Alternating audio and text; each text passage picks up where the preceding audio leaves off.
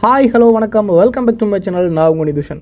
இப்போ எங்கே நிற்கிறோன்னா, இலங்கைக்கு வெளியில் ஒரு தலை எட்டி பார்க்கும் அதுக்கிட்ட நிற்கிறோம். விளக்கமாக சொல்கிறேன். ஃபர்ஸ்ட் வந்து நான் யாழ்ப்பாணத்துலேருந்து மன்னார் வந்ததாக இருக்கட்டும் சரி, மன்னார்லேருந்து தலை மன்னாருக்கு வந்ததாக இருக்கட்டும் சரி, அதில் வந்து போயிட்டு நாங்கள் 40 அடி சமாதியை பார்த்ததாக இருக்கட்டும் சரி, அதோட உண்மைத்தன்மைகளை பற்றி கொஞ்சம் விளக்கமாக சொல்லியிருப்பேன். இதுக்கு முதல் ஒரு 2 காணொலி போட்டாச்சு.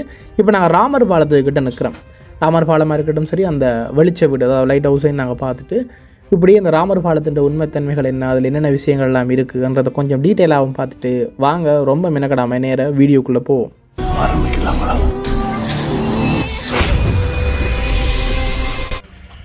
பாலம் மிகவும் பழுதடைந்துள்ளதால் உட்பிரவேசிப்பது தடை.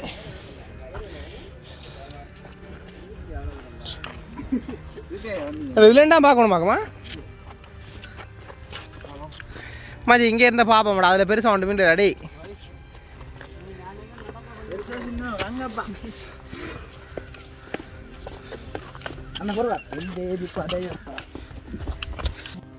நாங்கள் பார்த்துட்டு இருக்கிறது வந்து அந்த வெளிச்ச வீட்டுக்கு பக்கத்தில் இருக்கிற ஒரு பழைய பாலம். அது பாதிப்படைஞ்சிருக்கின்றதால அதுக்குள்ளே போகிறதுக்கு அனுமதி எதுவுமே இல்லை. நீங்கள் வரும்போது நான் சொன்னதை கவனிச்சிருப்பீங்க.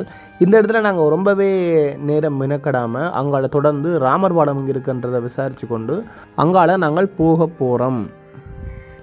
கூகுள் மேப்போட லொக்கேஷன் கட்டாயம் கொடுக்க வேணுமான்னு கேட்டால் கிடையாது. ஏன்னு சொன்னால் இலங்கையோட அந்த மேப்பை பார்த்தா எல்லாருக்குமே தெரியும் இந்த இடம் எங்கே இருக்குன்னு சொல்லி. ஆனால் அந்த குறிப்பிட்ட இடத்துக்குள்ளே போகிறதுக்கு அனுமதி ஏதும் கிடையாது. அங்கால வந்து இராணுவத்தினர் வந்து முகாம் போட்டுருக்குறாங்க.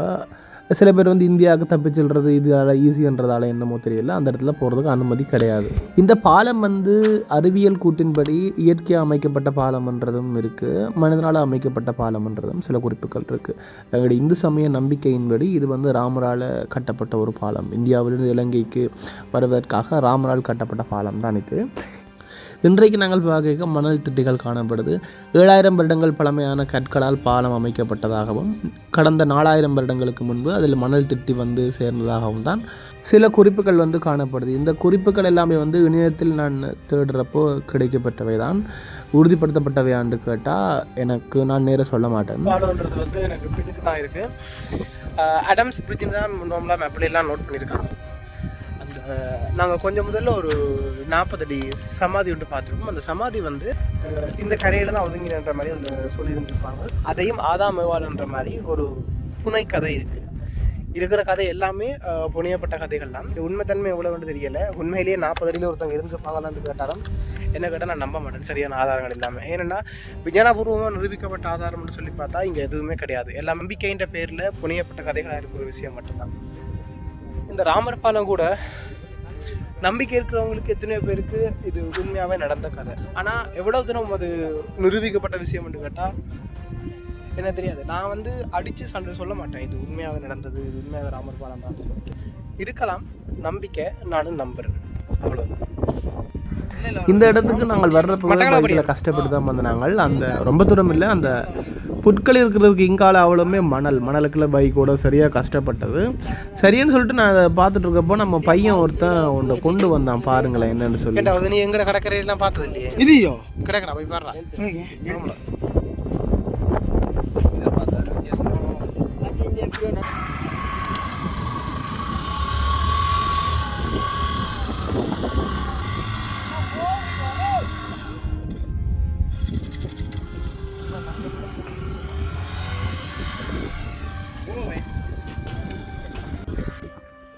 என்ன ஆச்சுன்னு சொன்னா, நம்ம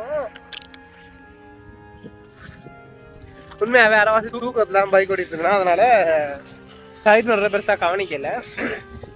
பட் தெளிவா தான் ஓடிட்டு போயிட்டு இருந்தேன். நிறைய என்ன ஃபோன் அடிச்சு கூப்பிட்டு இருந்தான், கவனிக்கல. ஓவர்டேக் பண்ணி இப்படி ஃபோன் அடிச்சா பார்க்க மாட்டியாடான்னு கூப்பிட்டான். ஏன்டா என்னடா எதுக்குடா இப்போ என்னடா அவசரம்ன்றாங்க. 1 கிலோமீட்டருக்கு போது ஒரு பெரிய மரம் ஒன்று பார்த்ததா, அந்த மரத்துக்கு நடுவுல பெரிய ஓட்டை கிடக்கு, அதுக்குள்ள காட்டுவாசிகள் தான் வசிப்பாங்க அப்படின்ற மாதிரி காட்டினா அந்த மரத்தடி தான் வந்து கூட பாருங்க.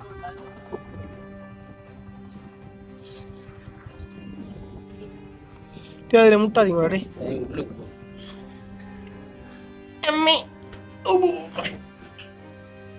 அடி என்னடா இது யாரு பெரிய மேடம் சொன்னாக்கா இது இல்லடா, இது இல்லை. மன்னார்ல வேற ஒரு பெரிய மரம் கிடக்குல்ல,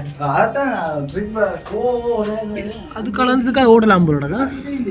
ஆனால் இந்த மரத்துக்கு சுற்றி கட்டிடுறாங்களா? யோசிச்சு பேர் சுற்றி கட்டெல்லாம் கட்டிடுறாங்களா? என்ன நான் நினைக்கிறேன் ஒரு சீசனுக்கு, இப்போ சம்மர் சீசன் தானே, இப்போ ஒரு நான் வெளியில வர நீங்கள் உள்ள வாங்க, கட்டெல்லாம் கட்டிடுறாங்க. நான் நினைக்கிறேன் மழை காலத்துல எல்லாம் இதெல்லாம் பயங்கரமா என்ன மரம்டா இது.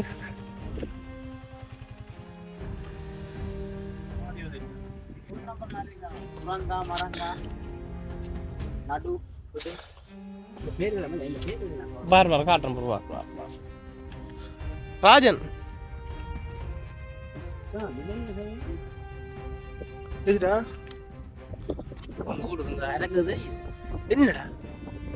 ஓட்டைக்குள்ள அணில் ஆகுமா? அணில் இல்லை, பாம்பு.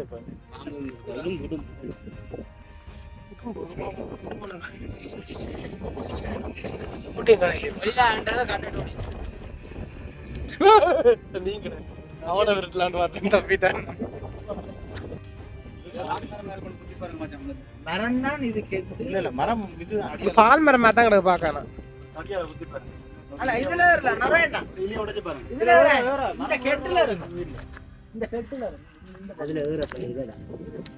இல்ல பால் மரம் இல்லை.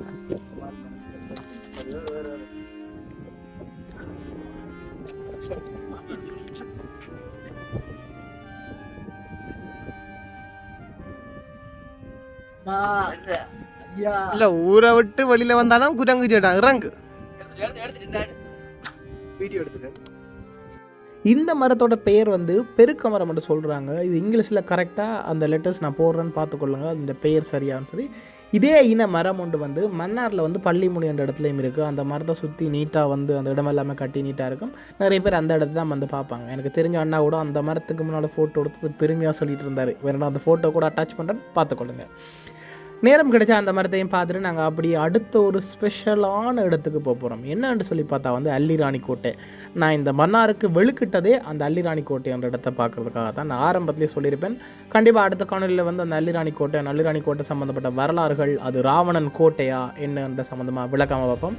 இந்த காணொலி நான் இதோட முடிச்சுக்கொள்கிறேன். அடுத்த காணொலி உங்களை சந்திக்கும் முறை உங்களுக்கு நான் நிதுஷன். நன்றி, வணக்கம், பாய் பாய் பாய்.